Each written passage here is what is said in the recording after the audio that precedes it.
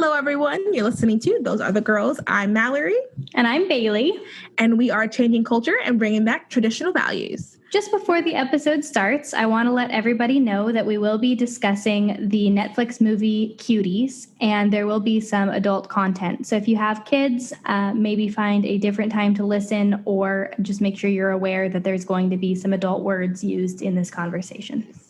So today is another weekly wrap-up episode, and the first thing we're going to talk about is something that everybody's talking about, and we're going to give our opinions on it, is the Cuties movie. We saw it, so you don't have to. We are going to talk about it. But yeah, so Bailey, can you first read the description? Yes. So it's on Netflix, and it says that right now it is number 8 in the U.S. today for movies. Oh, wow. So 11-year-old Ami starts to rebel against her conservative family's traditions when she becomes fascinated with a free-spirited dance crew. That's all the description says. Okay. Do you want to do your initial thoughts first, or do you want me to? I can go first if you want. Okay, go for it. So initial thoughts. Okay, so first of all, I had to force myself to get through this movie. It was so boring to me. And that's not to be mean. I was 5 minutes in going, maybe I won't watch this, or maybe I'll play it on fast forward. And 10 minutes in, I was like, maybe I'll just skip it. But I wanted to watch it to review it. So my initial thoughts were, because I knew I'd heard how bad it was going to be, and it was worse than I thought it would be, but it was less frequent than I thought it would be. I thought it was going to be a lot of little things throughout the whole movie, and it was more a couple big things. Yes. Wow. Good assessment. Yeah. I agree completely. Yeah. So I was expecting it from start to be disgusting and dirty and bad. And it wasn't.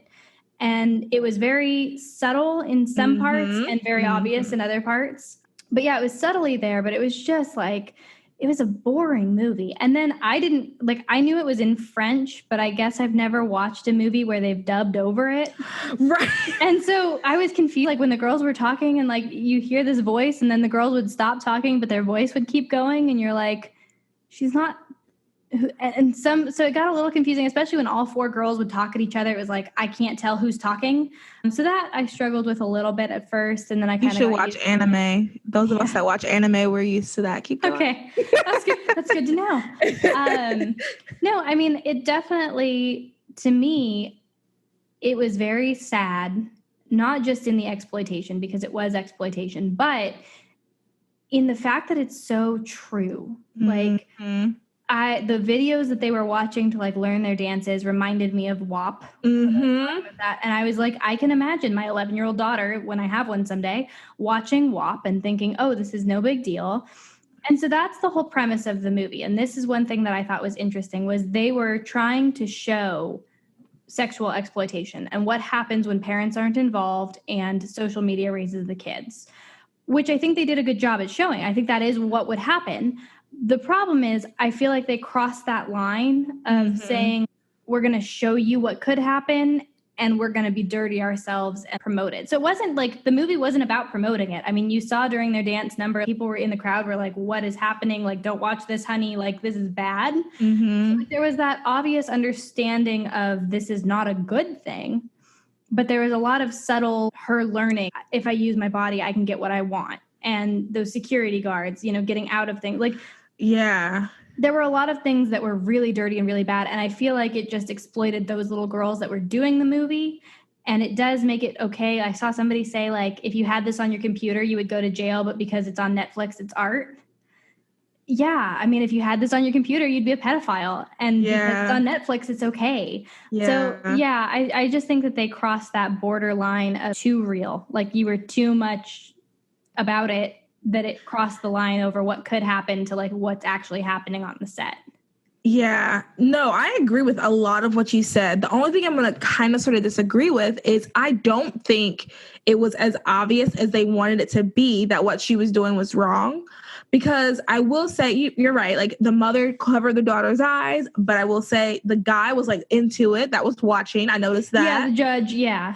Or the judges, or even the little boy that was in front that was about the girl's age, he was watching and he didn't cover his eyes. He was smiling.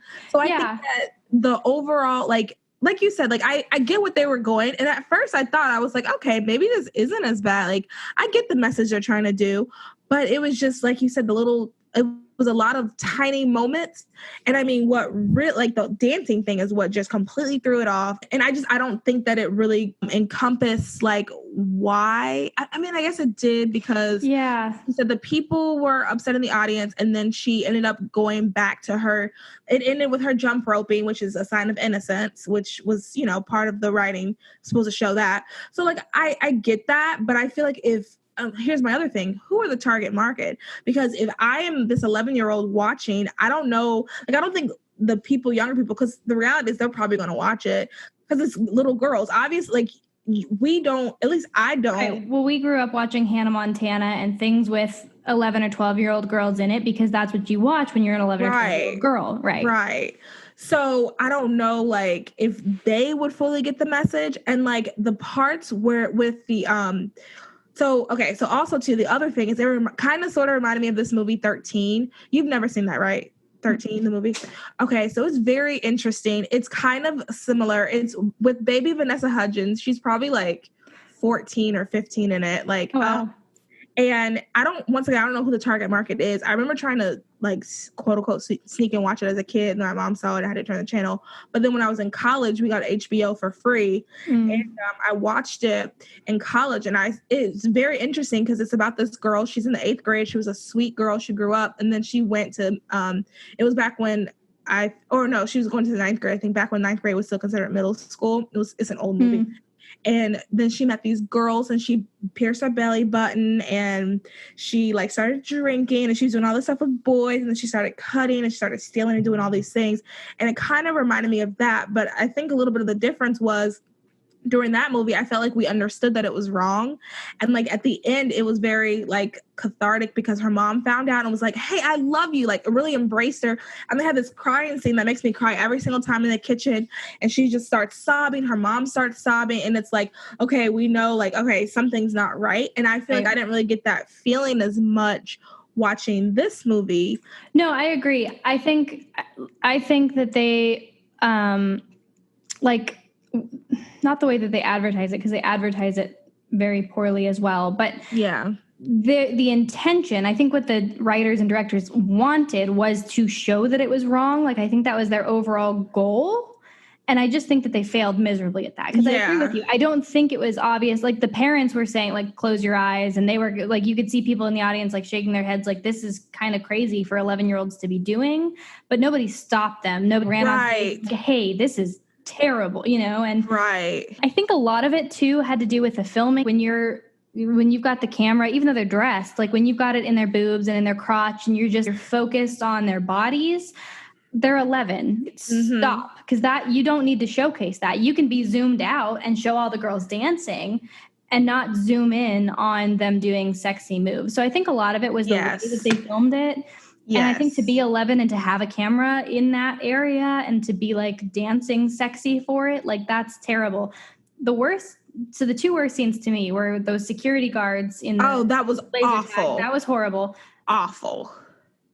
And the other one was when Ami was teaching them how to dance sexy and she's like grabbing their shorts and like smacking their butts and trying to get them to be like more sexy. Yeah. That was just, it's awkward to watch an 11-year-old try and do that. Because to me, I would never have done that with my friends. No. I don't feel like we should teach girls to do that. Like that doesn't come naturally. And maybe in this social media WAP world, it would come naturally, but I never would have thought to do that as a kid. And so I feel like that's where it starts to teach 11-year-old girls to start doing stuff inappropriate. You know, it's like, no. Yeah. I think that what I do think that for that scene specifically, what it kind of showed though was how kids get into stuff. Mm-hmm. Their friend was showing them like, oh, hey, I saw this video. Let's do this. And I think at the end of the day, it all has to go with trying to look good to impress the place and peer pressure. Yeah. I think the peer pressure, and at the end of the day, they did really want to look good to impress that guy, which that was a whole nother scene. But the other scene that I thought was really the other really bad scene was when she was in the bathroom, and actually the beginning of that scene, with the cousin, her cousin. I was just like, my mouth dropped when she started doing that. I was like, what am I watching? Her intention was like, oh, I can get him to give me the phone if I do something sexy. And it's teaching young women that you get what you want by using that, and that's wrong, and that's not. And I think, a good thing that it did highlight was whose parents were involved. I mean, her mom was obviously distracted by the fact that her husband was marrying a second woman, which they say conservative families, traditions.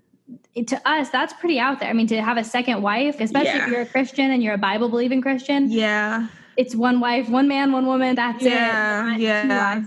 So mom was super distracted like that. She wasn't involved. Dad was not in the whole movie. The cousin was out. She was taking care of her two siblings. The other little girl with the straight long hair, we saw her brother, but we didn't see her parents. Like the whole she point talked about her parents weren't there too, and and that made me tear up. And she teared up and was they don't love me and they want me to get better grades and all of that stuff. And so it just shows when you're not involved in your kids' lives. And I think that's the thing that's so important to me is when I have kids. I know people work jobs, people, want to send them to school or have a nanny, whatever, but you still need to be there for your kids. At the end of the day, when you come home, you need to check in with them and see what are they doing. And you need to allow them to have open and honest conversations because I want my daughter to come to me and be like, oh, I'm learning this new dance. And, oh, okay, show it to me. And that doesn't mean I jump down her throat when it's too sexy. I explain to her what that's going to lead to. I think that the movie did a really good job at leaving out parents because they weren't in it at all. And that was the whole point, was this is what happens when social media raises your kids.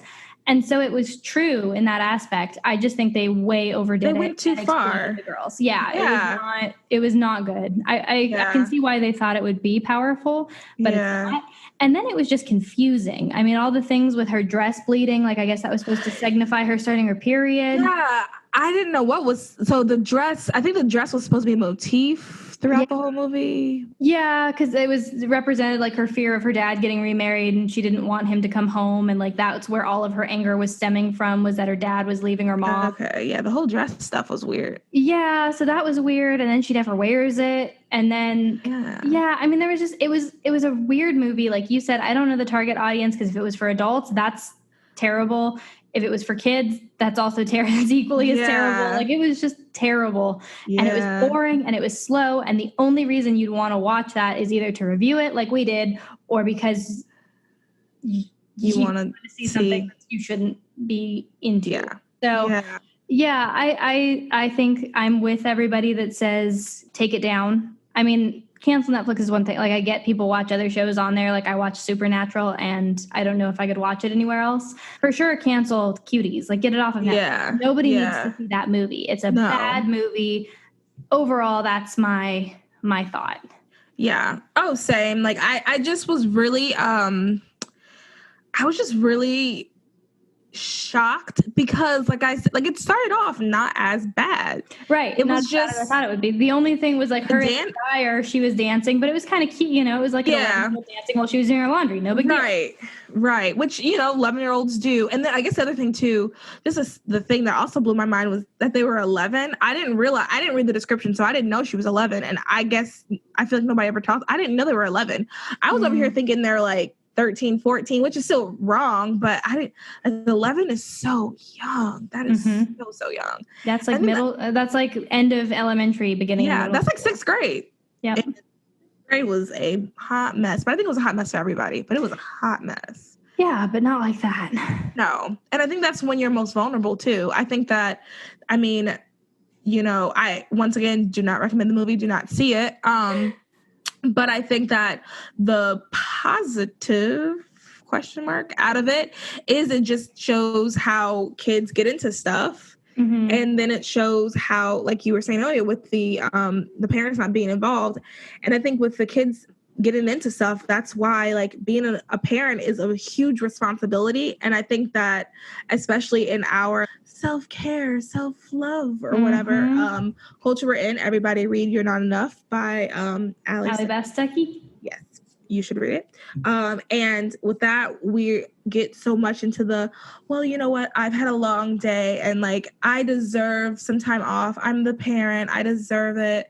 When your kid is out here, like, I mean, I don't have kids, so I can't imagine how difficult it must be to be a parent. But like, Sure. I like to think like if it was one of my cousins, I'd want to be on top of that. Like if my cousin stayed with me for like a week, I would be, hey, what's that video? Oh, that looks fun. No, or you shouldn't be watching that. Yeah. right. Or you know what? That's a bit inappropriate. Let's watch this. And then also, like you said, explain why, because I think that's the difference between like having strict and sheltering parents and having involved parents, because there is a difference. Mm-hmm. And it's hard to find that.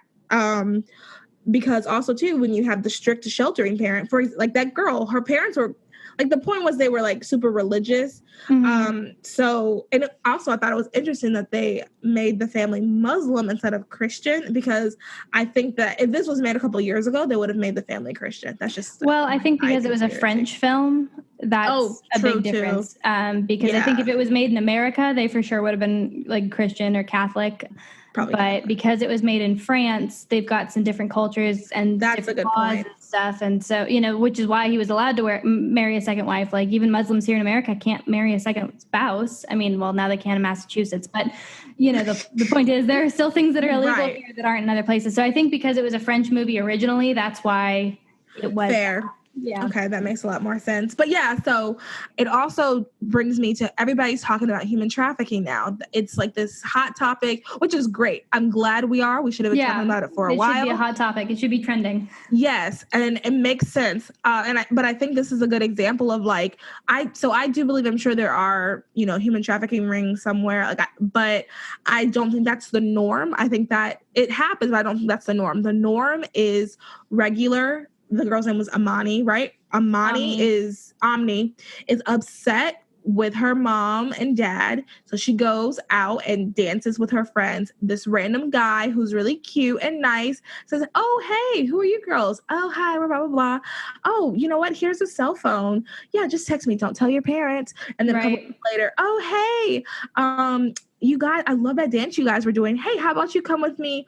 I have a perfect idea for you guys. Like that's like human trafficking. Well, that's, that's in our face. That was Jeffrey Epstein.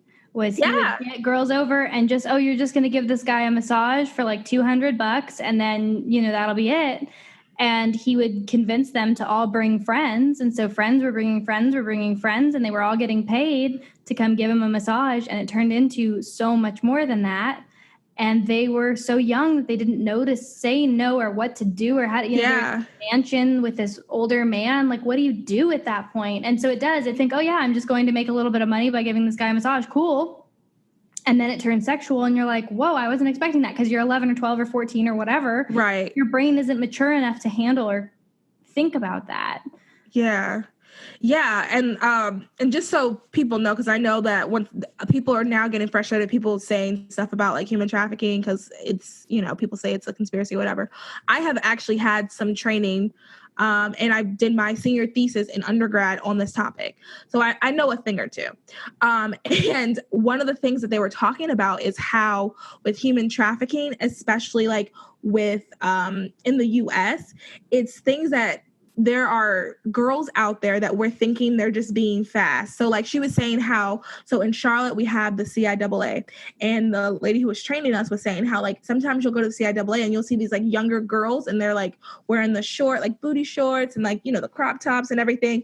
And we just as people were like, those little girls are fast. Culture. Like, like culture, like, those fast little girls over there with those grown men and everything. But the reality is like some of them are actually being trafficked, or some of them might not even think they're being trafficked, but they had this guy that realize that they are. Yeah. Right. They don't realize that they are. So it's a little bit deeper than that. It's a little bit deeper, or it's a little bit more in your face. It's a little bit not as detached as these human trafficking rings. I mean, Cuties just came out is a very obvious, those parents put their children in this movie, allowed directors to take videos, to take pictures, to make them feel sexy, dance sexy. And even if you're the best mom in the world sitting on the sidelines saying like, honey, this isn't good. Like, we're just showing people why you shouldn't be doing this. So don't do this.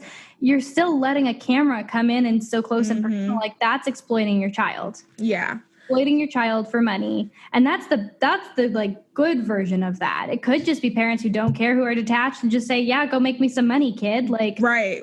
It, that to me is just makes it obvious that kids get put into situations that they're not mature enough to say no to, because of their parents, because of their cousins, because of their friends, because of, like you said, cute boys, whatever the situation may be, they end up in a situation where they can't or aren't able to, don't know how to say no. And it just one thing leads to another down the rabbit hole. And then that kid is messed up for life. Yeah. On Twitter, it was saying how the movie poster for the US and the movie poster for France were two different posters, which I think is very interesting. The movie poster for France was remember when they were like running, they had the bags after they went shopping, and they're like, it was like a still, how those still like that. And then ours was the dance poster. Yeah. So I think that's regardless, the movie was still bad. Oh, the movie was bad. So no matter how you advertise it, it's bad. You shouldn't watch it. I agree completely. I do wonder what was their intent in giving us Americans a different poster than giving the French the poster they get. I'm curious, like, whose idea that was, like, who's on the marketing team for that. That's just, I don't know. I thought that was interesting. But what I was going to say is, like, to get out of this, I think the biggest thing is our involvement in the young people's lives we're in. Bailey and I aren't parents, but I'm sure we both know people that are like younger. We have younger cousins. We have friends with younger siblings. We have friends with kids. Like, I think the biggest thing to get out of this is like what all of this leads to, what WAP leads to, what, allowing your kids to do whatever, whenever, what that leads to, and how we as adults can do our part to like look and watch out. And I think you should do this. So like, if you see something, call the hotline. They have to investigate everything. But also too, like, if you see your neighbor is always outside by herself and she's 13 and you see she's always on her phone, something like that, maybe, I don't know, talk to her parents, maybe, hey, what's up? My church has this little youth group thing. Let me ask your mom. I can take it. Things like that. Like, we just need to be involved in our young people's lives, because these things are affecting them. Like, and we should be watching them take care of them. They're the next generation. Yeah, they're our legacy. So we should be looking out for them. But yeah. Yeah. No, I agree. That's, I guess, the positive that we can take, the learning experience that we can take from watching the movie. But I think there's a much better way to showcase that. 100%. And yeah, I think we both agree. We think the movie should be taken down. Yeah. Everybody needs to see that. Not everything, and this is the last thing, sorry. Not everything needs to be... last thing? The last thing. Not everything needs to be filmed and shown. And I don't think that we understand that. I think because we have become a moral relativist now as a society, we don't know where lines are. So yeah, and it used to be that way, even just with like basic sex scenes in a movie. Yeah. It was like, oh, you'd see them kissing, and then it would kind of go off camera, and then it would show the next morning. And now, if we don't see sweaty bodies and panting and sheets rolling all around, it's like, well, did they actually do it? Yeah. We've come to the point where if you don't see it, it didn't actually happen. And so I feel like that's part of the problem, is that our culture has gotten so dirty where we want to see every part of it. Mm-hmm. And it's like, we basically want to watch porn in the middle of our movies. Right. That's the culture, and it's like, no, we don't need to see it. We can just imply, show people kissing. Sure, there's like a level of it. But once you hit that certain point, it's okay to like veer off camera and just imply what happened. You don't need to film everything. You don't need to show everything. Right. So the next thing I wanted to talk to you about, Mallory, is at the beginning of the Texans-Chiefs game, which was the first NFL game of the season. Mallory and I are not sports people. Mm-mm. We don't watch the NFL. We don't watch the NBA. We don't watch basically any kind of sports. We don't care. We didn't care before all the political stuff, and we definitely don't care after all the political stuff. Yeah. The only reason that we kind of talk about it is because of the political stuff. So what I understand happened at the game, and people, please correct me if I'm wrong, because again, I didn't watch it. This is just what I've heard, but I'm going to kind of recap for you what I understand. So from my understanding, the football players actually stayed maybe under the stadium during the national anthem, like they weren't out yet, which I don't know why they were or weren't. Maybe they were out. I don't know. But the point, no one kneeled during the national anthem. That didn't happen this time. But when the players came out, they all linked arms, both teams linked arms with each other and took a moment of silence for racial unity. And apparently some of the, I think, Chiefs fans started booing at it because they were sick and tired of this whole racial unity thing. And so there's two sides. People were mad at them for linking arms and having a moment of silence. And then there were people who were mad at the people who were booing at that. And in my head, I was mad at them kneeling during the national anthem because that's disrespectful to our country. That's disrespectful to our flag and to those who have lost their lives fighting for our country. But if you want to take a moment of silence and use your platform to do something that I disagree with, that's fine. That's your place to do it. Just don't do it during the national anthem. And so for me, I don't understand why people were booing when they were just taking that moment, because to me that was what we were asking for. We asked you to do it apart from the national anthem, and they did. So I don't understand why people are booing or upset. I mean, I get it. We're watching football. We're not watching you to make a political statement. Right. So I get that part of it. But at the same time, as long as you're not disrespecting my flag and my anthem, I don't care. Like, do what you want to do. Yeah. So, I definitely thought you were going to go a different route when you were explaining it. I mean, and racial unity isn't a bad thing. So right. I guess what it is people probably feel as if everything is now political, which it is, and it's kind of annoying. And I guess people were just frustrated with that. But I mean, they weren't doing it during the national anthem, and they didn't disrespect the flag. So I guess it would be annoying if you're like, hey, I literally just want you to throw some balls. I paid to come to the game and I just want to see you guys play, not arms. But like, I think it was only a minute or two. Like, it wasn't. Yeah, that's weird. To me, I'm just kind of like, get over it. It is what the NFL is now. And if you don't like it, don't support it. That's fine. Right. That's your choice. But I was just happy that they didn't do it during the national anthem. Yeah, like I'm glad they didn't either. Like, I respect that. I respect that they took the time. And I mean, I respect that they want unity. I feel like that's one thing I noticed about like boys in sports. Like, I feel like boys in sports typically there's less division, I guess, maybe within the team. Because people they're a team and they're very much like, hey, this is my brother. Whereas I feel like us, they called us NARPs, non-athletic regular people in college. That's what they called us. Whereas NARPs, we don't have as much unity when it comes to, because we don't have a big overarching goal. So right. I guess I respect that. I don't. I mean, to me, like we'll talk about, I'm sure, more down the road, but like the Black Lives Matter organization, I have problems with. Right. But saying Black Lives Matter, feeling like Black people matter, obviously is true. Right. I do think that all Black lives matter.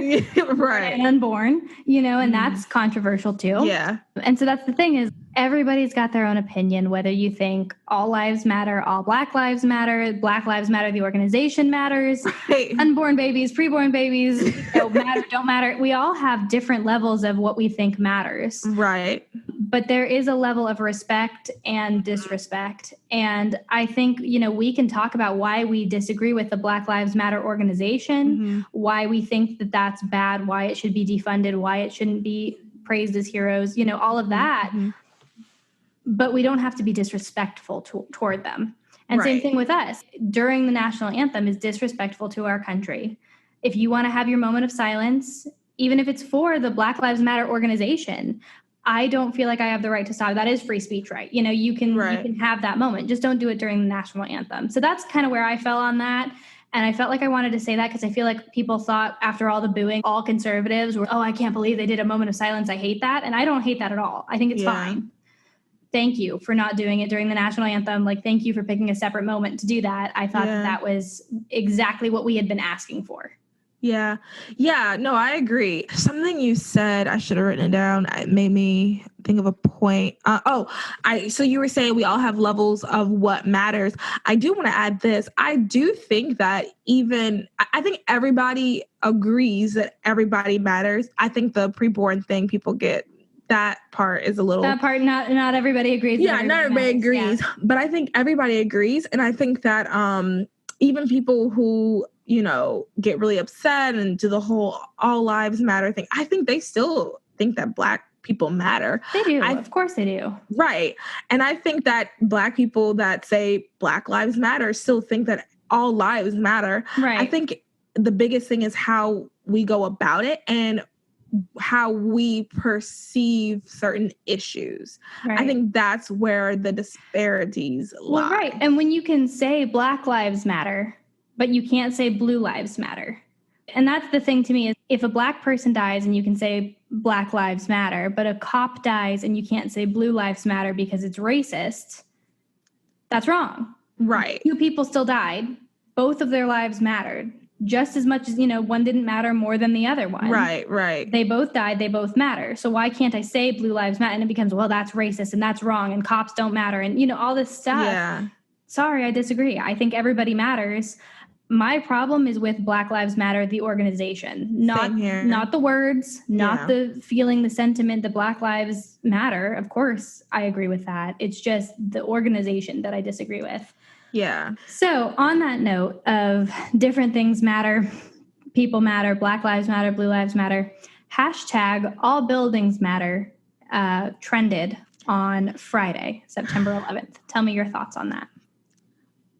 So disrespectful. Yep. What bothers me the most, and I tweeted this. Y'all should follow me on Twitter. I'm hilarious. You should. I don't go on Twitter, but I've seen your tweets on Instagram and they're hilarious. Yes. But this part right here is where I got serious. I hate how y'all, and when I say y'all, I'm not thinking of a particular person. I said this on Twitter as well. I'm not thinking of a particular person, but if you do feel like I'm talking about you, then I would take a good look at yourself. That's not to be rude, but I'm just saying, I hate how y'all, whoever y'all is, make everything political. Like, everything doesn't have to be a left versus right thing. This affected everybody, and it was disrespectful to the people who lost family members, disrespectful to people who lost family members that were heroes, disrespectful to people who lost family members that were just innocent people that just showed up to work. And like that that bothered me. And another thing, this isn't the topic, but another thing that bothered me was people talking about 9/11 conspiracies. You know what? I love not the day for it. Not on 9/11. I'm sorry. Like, I think that's so disrespectful. It's so distasteful. It's classless. I know someone that posted something and it took everything in me not to like ring him out. Like, I just think that's so classless and disrespectful on 9/11. Yeah. 9/23, whatever. Say your conspiracy theory. 10/70. That's not a date. Not a date. Good try. Whatever. Literally any other day. Yeah. And that was, to me, so the whole point behind the all buildings matter was to, like you said, make it political and show people the hypocrisy of, like, when you say like Black Lives Matter and they respond with all lives matter, was like saying the Twin Towers matter. Well, all buildings matter. And it was to point out, if a Black person dies and you say all lives matter, it's disrespectful, because that's their whole argument, is that, this is how I've heard the Black Lives Matter thing described to me, is, if your house is on fire and somebody comes up and says, well, all houses matter, you're going to be mad because your house is the one that's currently on fire and needs help. And if they're trying to help if they're all trying to spray down everybody's house, it's not going to help as much as if they just came and focused on your house, which is the one that's actually on fire. And so it's like, we need to address the person who actually died, which would logically make sense if it was then okay to say, like, after a white person dies, to say white lives matter or blue lives matter, or, right. Have to be able to address everybody, not just Black lives, which again, then they have a problem with for other reasons. But again, all lives matter would still imply that that person's life mattered and right. that they still matter. And so, to me, to try and take 9/11, a terrorist attack that did affect everybody. Yeah. And it brought us together. I mean, we were so unified on September 12th. Like, I was watching videos, even like Donald Trump at Ground Zero 2 days after, helping pull, bodies and people that were still alive out of the debris.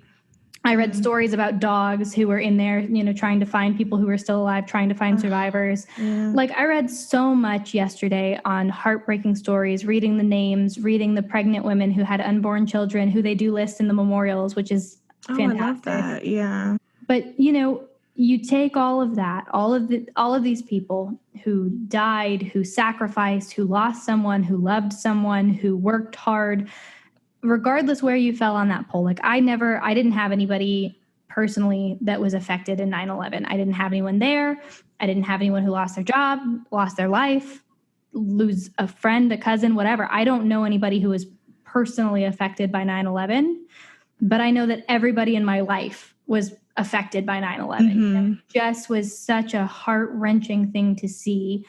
And so to take that and be like, well, all buildings matter because you want to make it political. Like, no, that is so immature and so disrespectful.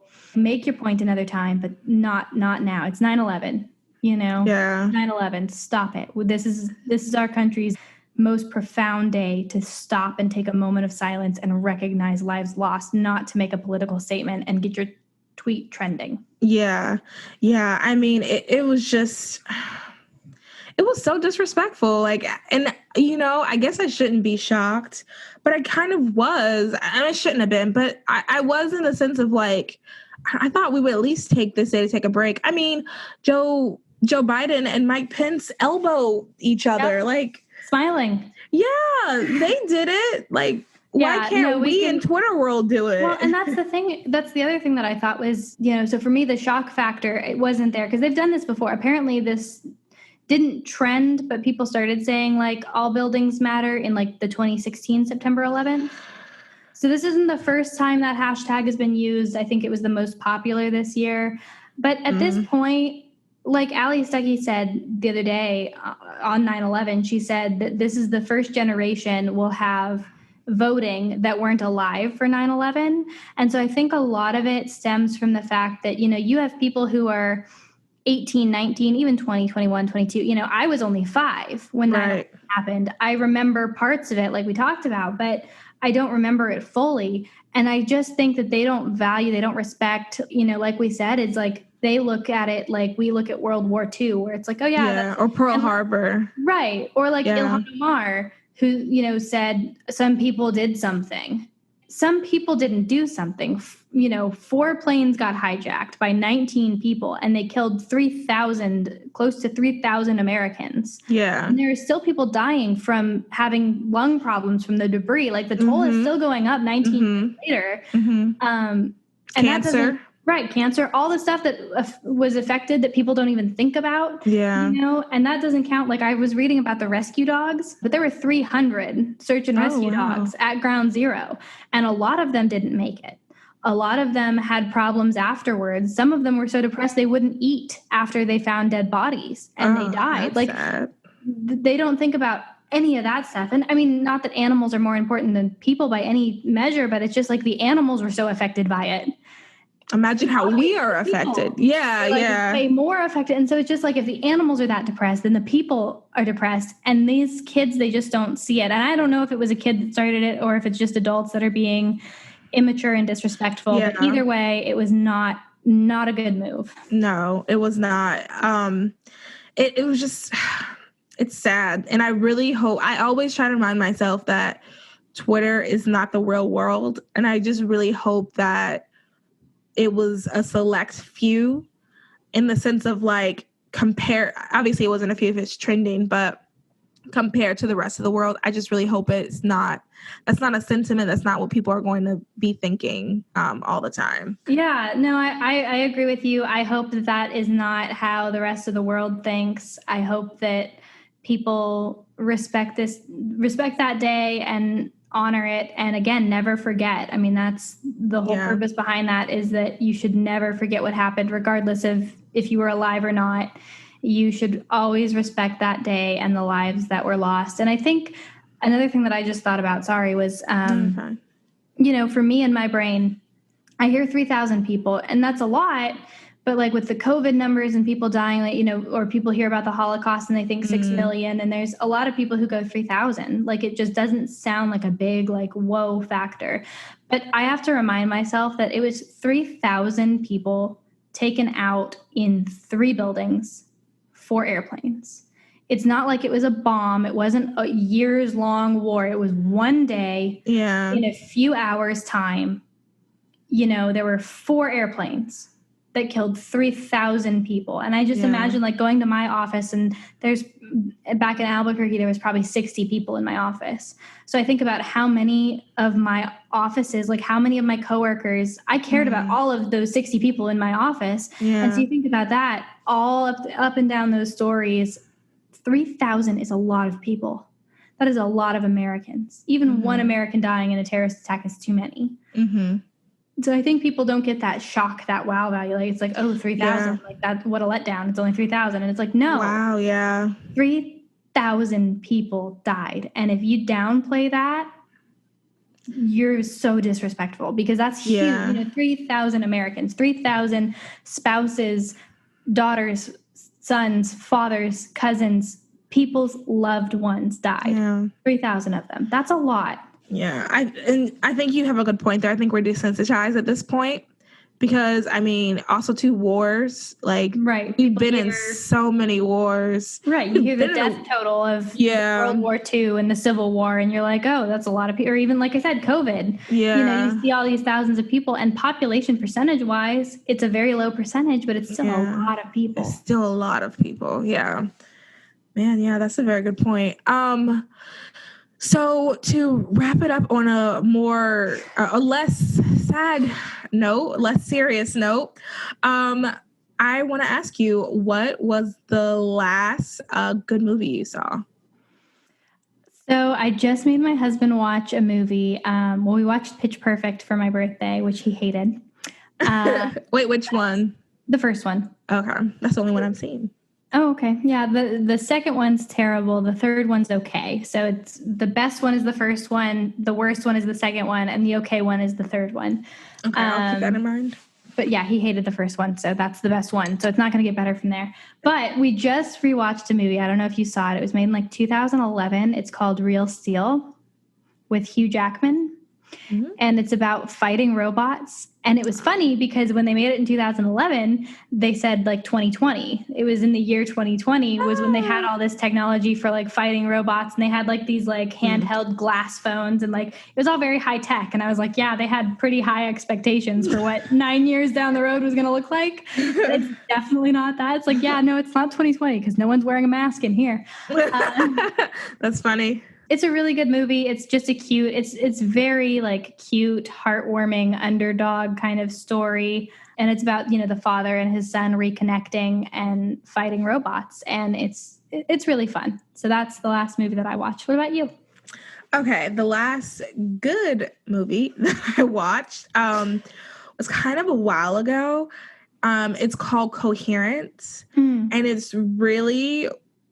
like, if you like kind of weirdish stuff, it's good. It's on Hulu, and I think it's on Amazon Prime as well. And it's basically about this. It's like these 4 or 5 couples. They come and have dinner, and then it's a special moon out, and that's all I can tell you without ruining it. But yeah, it's like this. It's weird, but if you like kind of, I guess it's kind of sci-fi-ish. If you're into that, it's really good. It's very, and you have to, you got to keep paying attention, but like there's like tiny things and you're like, oh, whoa, that. I do like clues and stuff. Yeah. I think you should see it. It's on Hulu and Amazon Prime, and it's called Coherence. And it's like low budget, but it's way better than the budget makes it seem. So if you like sci-fi. Did you see it's called Ready or Not? And it starts is that with Baby Franco? No, this couple gets married and they have a tradition for the couple's wedding night. And yeah, if you like horror, bloodbath, it's kind of like comedy, but it's not like really comedy. James, my brother, wanted to see that. Yeah, it's scary. Like I was like freaking out, but I don't do scary very well. So I don't do scary. It's not like horror though. It's very realistic, but it's kind of funny. Like there are definitely some funny moments in it, like on purpose. Yeah, the trailer looked like it could be funny. It just looks intense. It was good, and I could get through it. So if I can get through it, I believe firmly that anybody could get through it. But it's a good movie. It's interesting. It's scary, but it's cool. Now, is it scary because of like ghosts, goblins, demons? It's just scary because it's like intense. Yeah, it's like Hunger Games, kind of a scary. Oh, okay, that's fine. Oh, maybe I'll watch that then. Yeah. That's fine. It's just like there's some blood and gore and Okay. like a suspense throughout it. So that's that kind of scary. Blood and gore is child's play. Well, then you'll love it. I don't like ghosts and like demons and jump scares. I don't like jump scares. Jump scares I can't do either. And this has a couple of those, but like kind of like the Hunger Games that, where somebody's like all of a sudden there and you're like, oh my gosh, but it's not like bad. So yeah, that's a good one. My husband wants to go see Tenet. It's the new Christopher Nolan film. Yeah, I just saw the trailer for that finally. I mean, if you're into that stuff, it looks good. He is. So I'll go with him because I'm a good wife, but that's all good. I got. So do you pretend to like it when you go too, or no, I tell him my honest opinion. Okay. And there usually are parts that I liked and there are parts that I like. Okay, so the two Christopher Nolan movies that he's had me watch are Interstellar and Inception. And unpopular opinion here. You have not seen Batman Dark Knight. Okay, that's fine. Keep going. I need to. I'm sorry. Anyway. Continue. So everybody loves Inception. I fall asleep every time I watch it. Like 20 minutes in, I'm asleep. I can't. Okay. So boring. But Interstellar, which is usually the ones my friends say is boring, was really entertaining. I loved Interstellar. I thought it was really cool.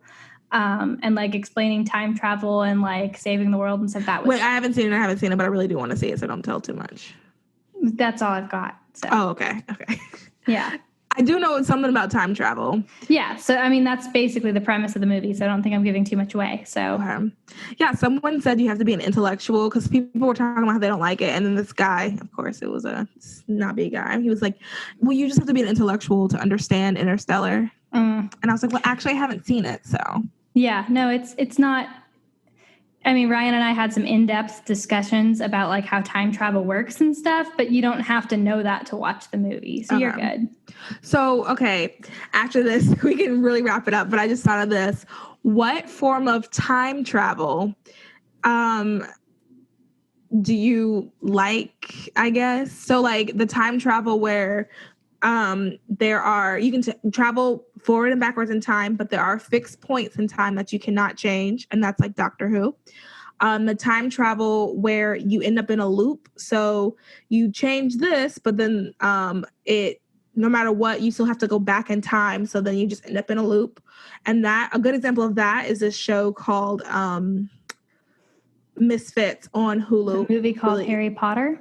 Oh, okay. Or Harry Potter. Mm-hmm.